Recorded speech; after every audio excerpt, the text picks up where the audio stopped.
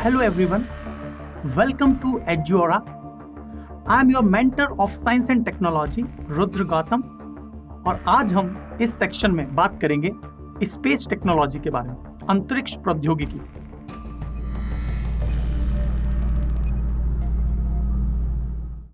अंतरिक्ष प्रौद्योगिकी की बात होती है तो हम जितने भी स्पेस में सैटेलाइट्स हैं उनकी बात करते हैं।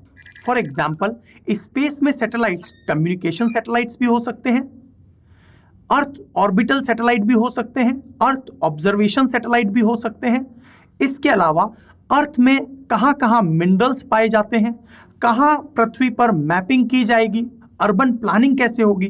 तो इसका मतलब ये है कि आज स्पेस टेक्नोलॉजी भारत की जितने भी मंत्रालय हैं वो उसका बखूबी यूज कर रहा है। नॉट अ सिंगल मिनिस्ट्री नहीं है ऐसी कोई भी जो अंतरिक्ष विज्ञान का यूज ना कर रही हो, स्पेस टेक्नोलॉजी का यूज ना कर रही हो।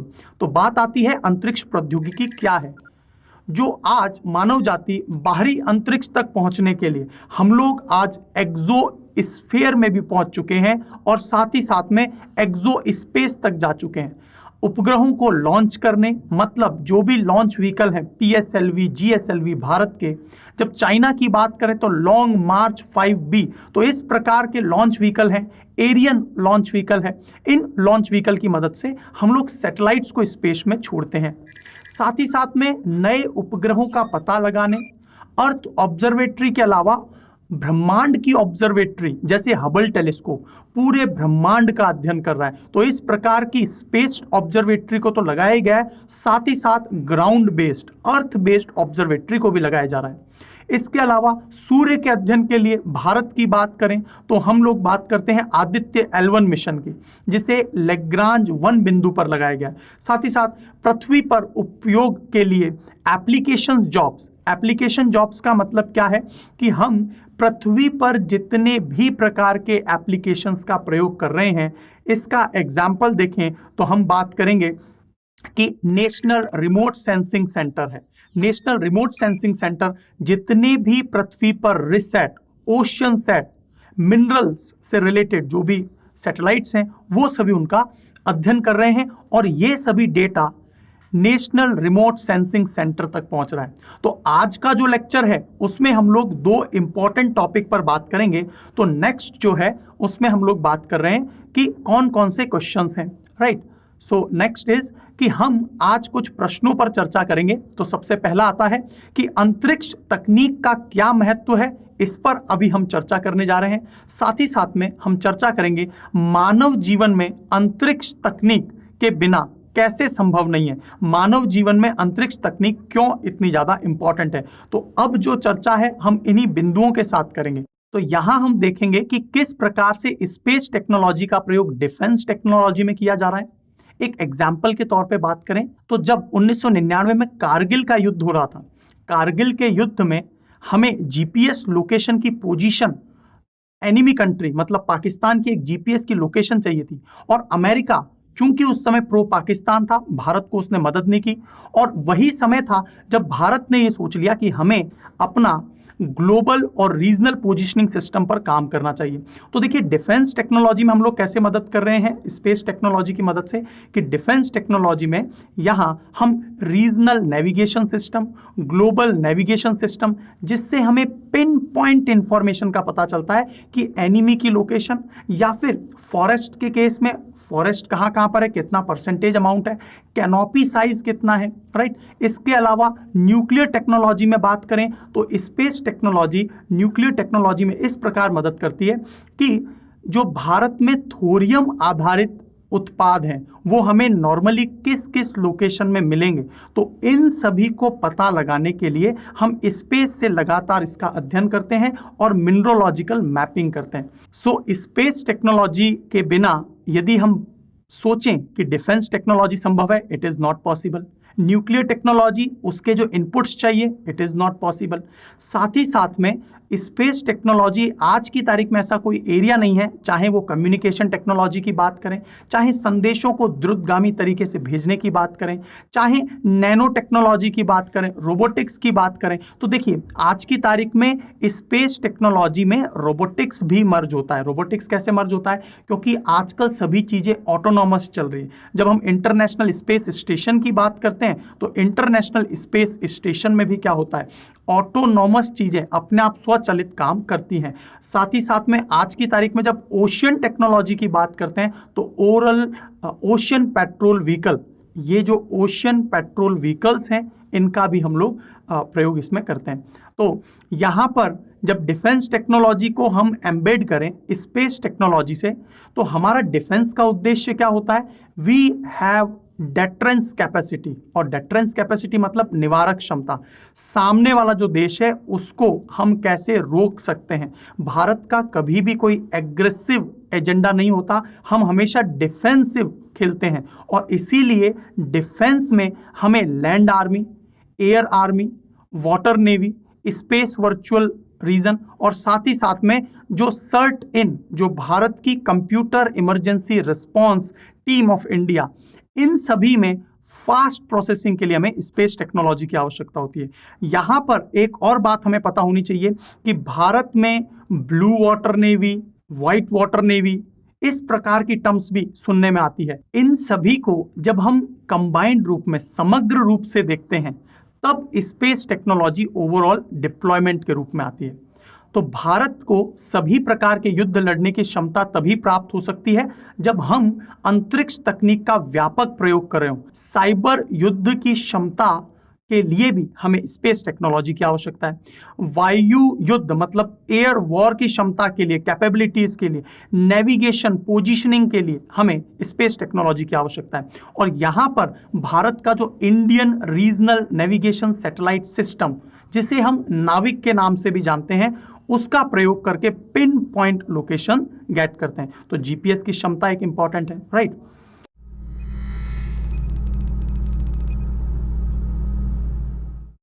अब देखिए हम लोग बात करेंगे भारत में ये सभी जो टेक्नोलॉजीज हैं ये किस प्रकार जनरेट हुई। तो सबसे पहली बात आती है 1958 की। 1958 में भारत में साइंस टेक्नोलॉजी पॉलिसी बनी, उसके बाद में 1983 में बनी, नेक्स्ट 2003 में बनी, और उसके बाद 2013 में, और फाइनली साइंस, टेक्नोलॉजी और इनोवेशन, ये सभी जो पॉलिसीज़ हैं ये 2020 में भी सामने आई। तो आपको एक बात और याद रखनी है कि 2010 से लेकर 2020 का जो वर्ष है वो नवाचार का युग कहलाता है, राइट, डिकेड ऑफ इनोवेशन। और इसके पीछे कारण क्या है कि हम लगातार जो आवश्यकता है, भारत को यदि एज टेक्नोलॉजी में भारत को आगे जाना है, दूसरे दुनिया के देशों से कॉम्पीट करना है, तो वहाँ पर हमें ये क्षमता जनरेट करनी होगी कि किस प्रकार से स्पेस टेक्नोलॉजी को पूरी तरह से डिप्लॉय किया जाए। यहाँ इसरो एक बहुत महत्वपूर्ण भूमिका निभा रहा है।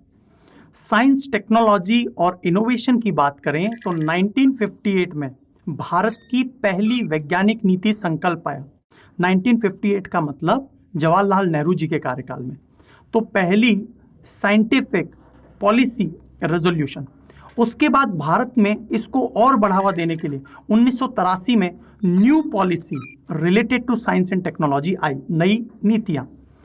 तो यहाँ इस नई नीति में तकनीकी क्षमता और आत्मनिर्भरता को प्राप्त करना ये भारत का पहला उद्देश्य हो गया था। यहाँ पर हमने सेल्फ रिलायंस की बात की। साइंस, टेक्नोलॉजी, इनोवेशन पॉलिसी 2003 आई। 2003 में हमने हाई R&D मतलब रिसर्च एंड डेवलपमेंट, इसमें बहुत ज़्यादा निवेश करने की प्रोसेस को स्टार्ट किया। साइंस, टेक्नोलॉजी, इनोवेशन 2013 आया, जिसमें विज्ञान तकनीक नीति लाई गई, और फाइनली विज्ञान, साइंस, टेक्नोलॉजी और इनोवेशन, ये पॉलिसीज़ की शुरुआत होती है 2020 में। Is it clear? तो 2010 से लेकर 2020 को हम लोग कहते हैं year of innovation. Is it clear?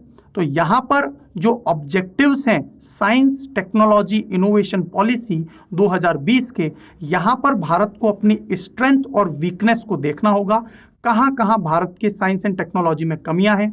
एक एग्जाम्पल के तौर पे बात करूं, 1986 में डिपार्टमेंट ऑफ बायोटेक्नोलॉजी, ये दुनिया का पहला डिपार्टमेंट था जो बायोटेक्नोलॉजी पर बना, और भारत ने इसकी शुरुआत बहुत पहले से कर दी थी। लेकिन भारत के कुछ ऐसे क्षेत्र हैं जिसे कह सकते हैं एक्िलीज हील, मतलब कमजोर पक्ष।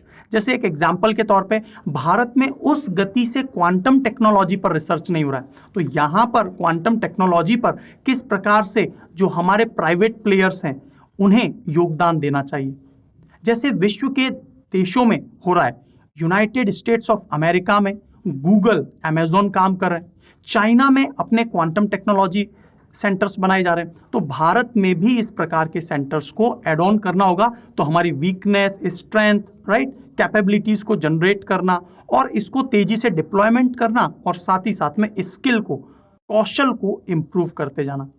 तो आपसे एक प्रश्न पूछा जा सकता है कि साइंस टेक्नोलॉजी इनोवेशन जो ओवरऑल पूरे के पूरे साइंस टेक्नोलॉजी का एक इंपॉर्टेंट पार्ट है, ये पॉलिसी किसने रिलीज की? तो आपको याद रखना है office of principal scientific adviser of government of India, और इसको रिलीज करने में डिपार्टमेंट ऑफ साइंस टेक्नोलॉजी की एक इंपॉर्टेंट रोल है। तो ये आपको याद रखना है। अब देखिए, भारत में 4 बहुत ही इंपॉर्टेंट ऑर्गेनाइजेशन है।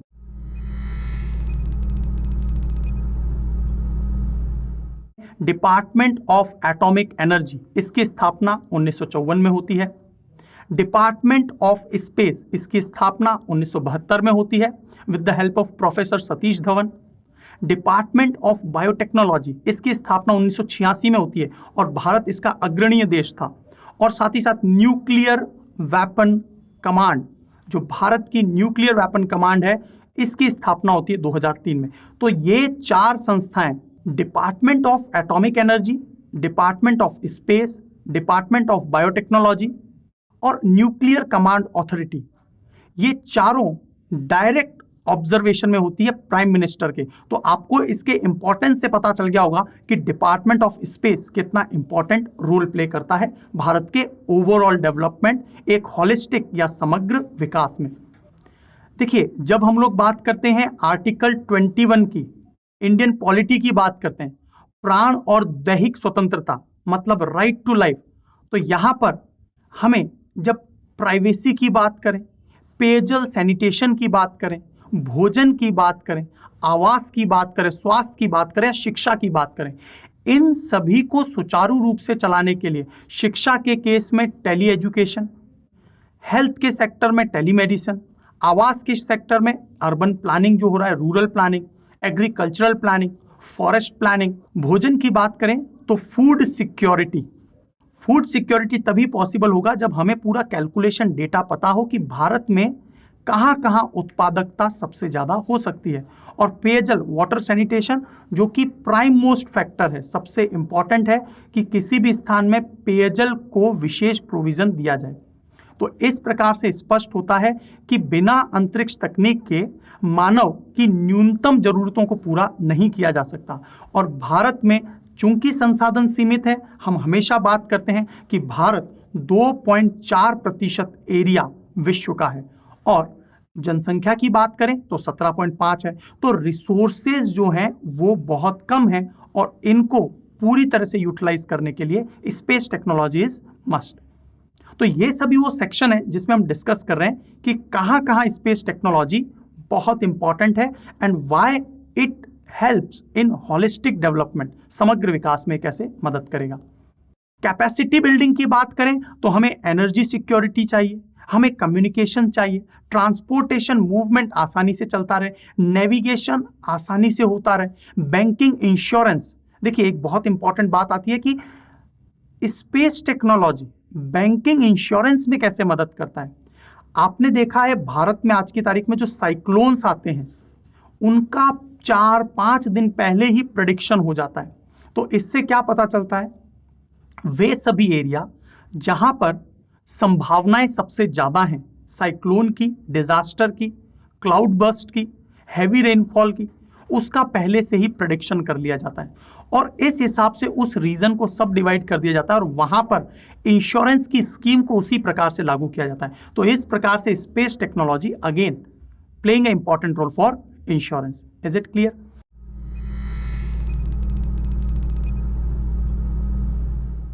तो एनर्जी की बात कर रहे हैं तो देखिए, न सिर्फ पृथ्वी की एनर्जी, कई बार एक प्रश्न हमेशा पूछा जाता है कि भारत में गरीबी इतनी ज्यादा है लेकिन हम रिसर्च कहां कर रहे हैं? स्पेस टेक्नोलॉजी में। भारत अभी उन अग्रणीय देशों में नहीं है कि भारत को स्पेस टेक्नोलॉजी पर रिसर्च करना चाहिए, लेकिन ऐसा न करे तो भारत दुनिया के देशों से बहुत पीछे चला जाएगा। इसका एक एग्जाम्पल पे बात करता हूं कि स्पेस टेक्नोलॉजी की मदद से आज एंड ऑफ द सेक्शन, जो इस भारत का अंतिम तबके का व्यक्ति है, उस तक भी स्पेस टेक्नोलॉजी की मदद से मोबाइल कम्युनिकेशन पहुंचा है। और ये सब तभी संभव हुआ जब स्पेस टेक्नोलॉजी एक इंपॉर्टेंट रोल प्ले कर रहा है। भारत में जिस प्रकार हम बात कर रहे हैं कि परसेंटेज ऑफ एरिया कम है और रिसोर्सेज भी कम है, पॉपुलेशन ज़्यादा है, energy security is a must. और एनर्जी सिक्योरिटी के लिए न सिर्फ हम पृथ्वी के रिसोर्सेज पर डिपेंड कर सकते हैं, बल्कि आने वाले समय में हम लोग चंद्रमा से मिनरल्स लेके आ सकते हैं। जैसे हाल ही में आपने सुना होगा चैंग-ई 4 मिशन, चैंग-ई 5 मिशन चाइना ने भेजा, वहां से मिनरल्स को उठाया और बैक टू अर्थ मतलब चाइना के स्टेशन पर आ गया। ये सभी हीलियम-3 के नाभिक हैं, और जो हीलियम-3 के नाभिक हैं, आने वाले समय में हम लोग न्यूक्लियर फ्यूजन मतलब नाभिकीय संलयन का प्रयोग करते हुए दिखाई देंगे। तो हम कभी भी केवल पृथ्वी के रिसोर्सेज पर डिपेंड नहीं हो सकते। एक टर्म आपने जरूर सुनी होगी जो कि एनवायरमेंट इकोलॉजी से रिलेटेड है, अर्थ ओवरशूट डे। आज जिस गति से हम लोग संसाधनों का यूज कर रहे हैं, इसके लिए एक साल में एक पृथ्वी नहीं बल्कि 1.7 टाइम्स पृथ्वी की आवश्यकता है। मतलब आप समझ गए, 70% ज़्यादा पृथ्वी होगी तब आज की डिमांड पूरी होगी। और इसीलिए एक साल के संसाधन तो हम लोग 29 जुलाई को ही खत्म कर देते हैं, बाकी तो हम लोग क्या कर रहे हैं? पृथ्वी को एक्सप्लॉइट कर रहे हैं, दोहन कर रहे हैं। तो एनर्जी सिक्योरिटी के लिए हमें स्पेस टेक्नोलॉजी में लगातार बढ़त प्राप्त करनी होगी। हमने अब तक जितना भी पढ़ा है उसे हम एमसीक्यूज की मदद से सॉल्व करेंगे और आपको इसमें बहुत अच्छे से पार्टिसिपेशन करना है। तो let's begin with the session.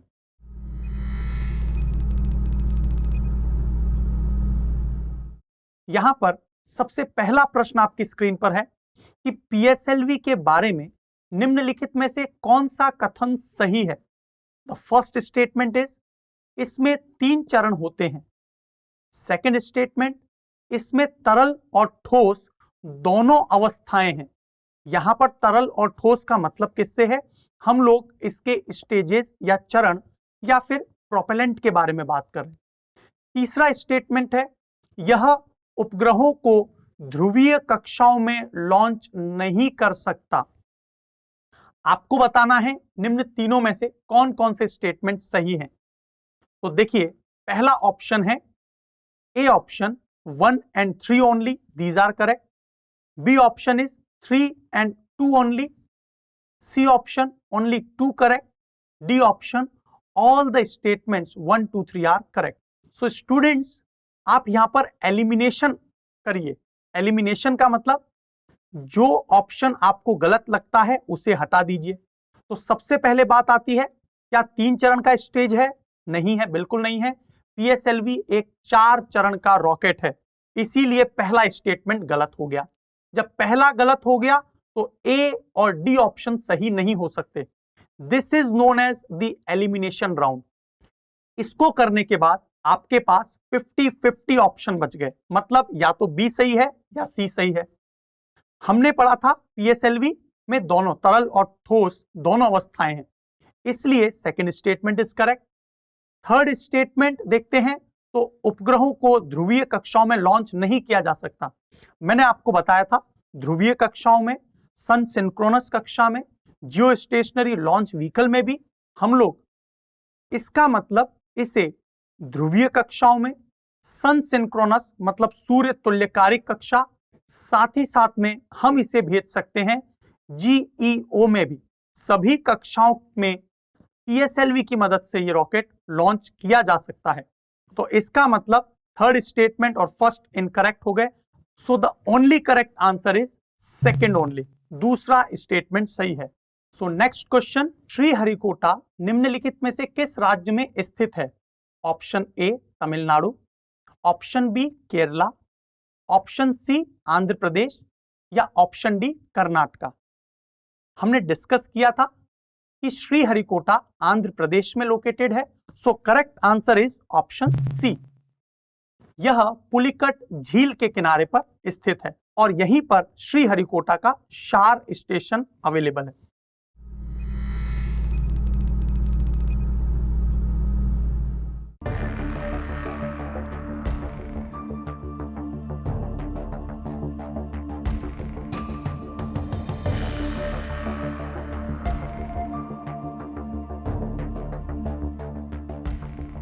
तो स्टूडेंट्स, उम्मीद करता हूं आपको आज का लेक्चर सहज और सरल तरीके से समझ में आया होगा। मैं आपका साइंस एंड टेक्नोलॉजी का मेंटर रुद्र गौतम आज के लेक्चर से विदा लेता हूं। फिर मिलेंगे नए सेशन में नए टॉपिक के साथ। Till then keep learning, keep watching Edyora. Thank you.